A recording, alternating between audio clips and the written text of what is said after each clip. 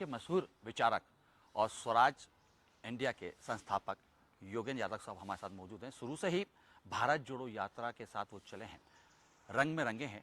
आखिर भारत जोड़ो यात्रा किस तरीके से चल रही है और मध्य प्रदेश में जब 20 नवंबर को यात्रा प्रवेश करेगी तो क्या रंग होने वाले हैं, इस पर हम चर्चा कर लेते हैं। सर, सबसे पहले स्वराज एक्सप्रेस पे आपका बहुत बहुत स्वागत है। धन्यवाद। शुरू से यानी जब परिकल्पना चल रही थी भारत जोड़ो यात्रा की, जब से आप उससे जुड़े हुए हैं, भारत जोड़ने के आखिर कारण क्या है? क्या जरूरत पड़ी कि आप लोग निकल गए 3,500 किलोमीटर की यात्रा पे? क्योंकि आज देश को तोड़ने की कोशिश हो रही है और तोड़ने की कोशिश वो लोग कर रहे हैं जो कि बड़े से बड़े संवैधानिक पद पे बैठे हैं। जी। जब देश तोड़ने की कोशिश कोई बाहरी शक्ति करे, देश उसका प्रतिकार कर लेता है। जब उसको तोड़ने की कोशिश कोई एक एक्सट्रीमिस्ट आतंकवादी करे, उसका पुलिस प्रशासन जवाब दे देता है। लेकिन जब संवैधानिक सत्ता पे बैठे लोग देश तोड़ने की कोशिश करें, देश में आग लगाने की कोशिश करें, सिर्फ इसलिए कि घर में आग लगा के रोटी अच्छी सिकेगी, जी। तो उसका एक ही प्रतिकार है जी। और वो है कि जनता जनार्दन सड़कों पे आए। जब संसद अप्रासंगिक हो जाती है तो जवाब सड़क से आता है और ये प्रयास भारत जोड़ो यात्रा कर रही है। और मैं समझता हूँ पिछले 2 महीने में बहुत बदलाव आया है। जी। बदलाव की बात कर रहे हैं आप। देखिए, दक्षिण से यात्रा चली, अलग अलग प्रांतों और प्रदेशों से होते हुए आप निकल रहे हैं, अनेक रंग की बात कर रहे हैं। कितने रंग रंग चुके हैं? लग रहा है कि लोग जुड़ रहे हैं यात्रा से आपको? आशा से कहीं बेहतर रिस्पांस है। जब यात्रा शुरू हुई थी तब अधिकांश लोग, मेरे अपने साथी, जन आंदोलनों के साथी, कहते थे भारत जोड़ो यात्रा में क्यों जुड़ें, जी।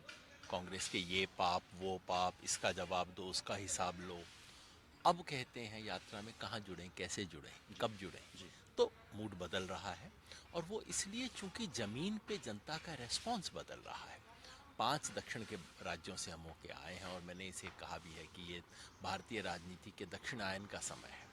दक्षिण से ऊर्जा, दक्षिण से विचार, दक्षिण से भावना लेके उत्तर की तरफ हम आए। चूंकि आज देश पे जो हमला है उसका मुकाबला करने के लिए सबसे सुंदर सूत्र, सबसे सुंदर ऊर्जा हमें दक्षिण से मिलती है। जी। तो दक्षिण के 5 राज्य करके अब महाराष्ट्र में है और अब मध्य प्रदेश आने की तैयारी है। और मैं समझता हूँ कि जैसे जैसे काफिला बढ़ता जा रहा है, एक फिजा बदल रही है। जी। दक्षिण, लेकिन जिस तरीके से हमने देखा योगिन जी कि दक्षिण में अच्छी भीड़ रही, बड़ी संख्या में लोग इकट्ठे हुए। हालांकि कांग्रेस का मजबूत बेल्ट हम दक्षिण को मान लेते हैं कि दक्षिण काफ़ी मजबूत बेल्ट में से एक जगह है, लेकिन अब जब मध्य की तरफ हम बढ़ रहे हैं और लंबे अरसे से कांग्रेस यहाँ से सत्ता से भी बाहर है, क्या लोग इतने जुड़ रहे हैं, जुड़ पा रहे हैं, जुड़ पाएंगे? पाएंगे या नहीं इसका तो अंतिम फैसला आप लोग ही करेंगे। जी। आप देखेंगे कैमरा होगा, कुछ छुपे हुई तो यात्रा होगी नहीं, जी। कोई गुप्त मतदान तो होगा नहीं, सड़क पे होगा, आप देखेंगे और बताएंगे। मैं इतना कह सकता हूँ कि जो संगठनों की, जन संगठनों की तरफ से, देखिए मैं कांग्रेस से नहीं हूँ, कांग्रेस वाले क्या तैयारी कर रहे हैं वो उनका काम है, उनकी जिम्मेवारी है। मुझ जैसे लोगों की जिम्मेवारी है, इसमें पी राजगोपाल जी हैं, इसमें देवानूर महादेव हैं, शरद बिहार जी हैं, तमाम साथी जिसमें जुड़े हैं। हम लोगों का जिम्मेवारी है कि कांग्रेस के बाहर जो ऊर्जा है, जो शक्ति है, जो जन संगठन है, आंदोलन है, उन्हें इस यात्रा के साथ कैसे जोड़ा जाए। आप और प्रत्यक्ष तौर उसमें पर कांग्रेस से जुड़ा जाए? जी, आप प्रत्यक्ष तौर से कांग्रेस से जुड़ा जाए? नहीं, इस यात्रा से हम अप्रत्यक्ष नहीं, हमने तो बिल्कुल खुल के बयान दिया है और जी। बयान साफ तौर पे कहता है हम न किसी पार्टी का समर्थन कर रहे, न किसी नेता का, लेकिन एक अपवाद स्वरूप हम इस यात्रा का खुले मन से समर्थन कर रहे हैं, इसलिए कि ये यात्रा इस वक्त देश में जो बिल्कुल नफरत की राजनीति फैल रही है उसका विरोध कर रही है। और हमने बयान में स्पष्टतः कहा है, कल को यदि कोई दूसरी पार्टी या कोई संगठन ऐसा बड़ा प्रस्ताव लाता है, जैसे नफरत जोड़ो संविधान बचाओ का एक याद पूरा चल रहा है, जी। उसका भी हम खुलकर खुले मन से समर्थन करेंगे। अब तक जो हमने देखा है मध्य प्रदेश में, जनता कितनी आएगी वो आप देखेंगे, लेकिन संगठनों की तरफ से अप्रत्याशित समर्थन मिला है। कल गांधी भवन में बैठक है, आप देख लेंगे कौन कौन संगठन उसका समर्थन करने के लिए आ रहे हैं। 2024 को लेके काफ़ी चर्चा चल रही है। कहा जा रहा है कि राहुल गांधी की ये पूरी जो तैयारी है 2024 को लेके है योगेन जी, चुनाव में क्या फ़र्क पड़ेगा इसको, इस यात्रा को लेके, लोकसभा चुनाव में? अभी हिमाचल और गुजरात पे तो कोई फर्क पड़ने का मुझे संभावना दिखाई नहीं देती। जी। 2024 में पड़ेगा नहीं पड़ेगा, पड़ना चाहिए। जी। लेकिन मुझ जैसे लोग अगर जुड़ रहे हैं तो 2024 का समीकरण देख के नहीं, जी। मुझ जैसे लोग इसलिए जुड़ रहे हैं कि देश में जो चुप्पी है, जो एकाकीपन है, जो डर का माहौल है, वो टूटे। बस इतना हो जाए। मुझसे किसी ने कहा ये ना हो तो मैंने रघुवीर साहब की पंक्ति बोली। मैंने कहा न टूटे तिलिस्म सत्ता का, मेरे भीतर का कायर टूटेगा। कम से कम इतना तो हो, इतनी तो हम हिम्मत करें सड़क पे आने की।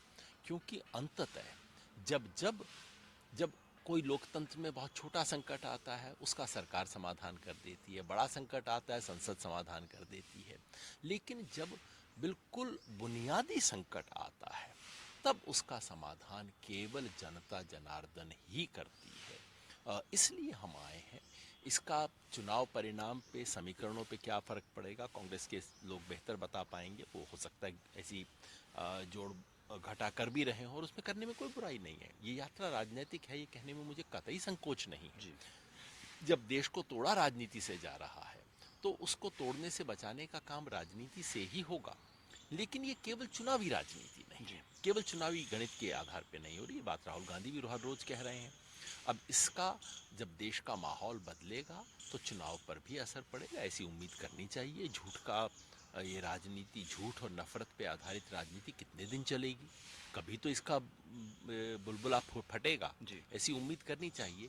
लेकिन जैसे मैंने कहा, मैं सीट वोट की गिनती करके नहीं कर रहा। मैं तो बस केवल इस एकाकीपन और डर को तोड़ना, और सड़क पे आके लोग इसको तोड़ें, मेरे विचार से यात्रा सफल है। सर, डर शब्द बार बार आप ले रहे हैं कि डर, देश में इस समय डर का माहौल बना है। केंद्र सरकार की अगर हम बात कर लें, हम तमाम बड़े नेताओं की, इसमें हम प्रधानमंत्री नरेंद्र मोदी का भी जिक्र कर लेते हैं, अमित शाह का भी जिक्र कर लेते हैं, पूरे देश को साथ में लेने का दावा कर रहे हैं। पूरा देश साथ में चल रहा है, देश के तमाम जो तबके हैं वो साथ में चल रहे हैं। इसमें हम किसाना वर्ग को भी ले लेंगे, कर्मचारी वर्ग को भी ले लेंगे। क्या सिर्फ दावे हैं, इसलिए एक डर का माहौल है? डर का माहौल इसलिए है कि जो मुंह खोलता है उसे स्पष्ट बता दिया जाता है, या तो मुंह बंद कर लो नहीं तो जेल में बंद कर देंगे। जो व्यापारी उद्योगपति से आप बात करके देख लीजिए कि साहब 2 रुपया चंदा दे दीजिए, कहेगा भैया परसों मेरे को ईडी का छापा हो जाएगा, ये मत करवाओ मुझसे, 2 करोड़ चुपचाप से ले जाओ, 2 रुपया मुझसे मत मांगो लिखित में। इतना इतना भयानक डर का माहौल है। किसी एनजीओ का कि भाई हमारी रजिस्ट्रेशन ख़त्म हो जाएगी, किसी बुद्धिजीवी से पूछ लीजिए भैया मेरी नौकरी चली जाएगी। बड़े बड़ों की चली गई है। प्रताप मेहता के साथ क्या हुआ, ये कोई कहने की बातें नहीं है। एमनेस्टी इंटरनेशनल के साथ क्या हुआ इस देश के अंदर। और अगर ये सब होने के बाद डर का माहौल नहीं होगा तो क्या होगा? अरे चीफ इलेक्शन कमिश्नर थे लवासा, जिसने, और इनके अपने अपॉइंट किए हुए थे, जिसने केवल ये कह दिया है कि मोदी जी ने जो चैनल चलाई थी 2019 में, ये तो ठीक चीज़ नहीं है। उनकी पत्नी का 10 साल पुराना रिकॉर्ड खंगाला गया, उनके बेटे को प्राइवेट कंपनी से बाहर निकलवाया गया। ये डर नहीं है तो और क्या है? इससे एक साधारण व्यक्ति के मन में डर है। और हकीकत ये है, जब भी ऐसा डर का माहौल होता है, अंदर असंतोष होता है, गुस्सा होता है, ऊपर दिखाई नहीं देता, और सत्ताधारी को बिल्कुल लगता है सब चंगासी। एक दिन जब फटता है तो ऐसा फटता है जैसा 1977 में इंदिरा गांधी को दिखा था ना। जिस दिन फटेगा आप देखिएगा ऐसा स्थिति होगी। आखिरी सवाल सर, भारत जुड़ रहा है?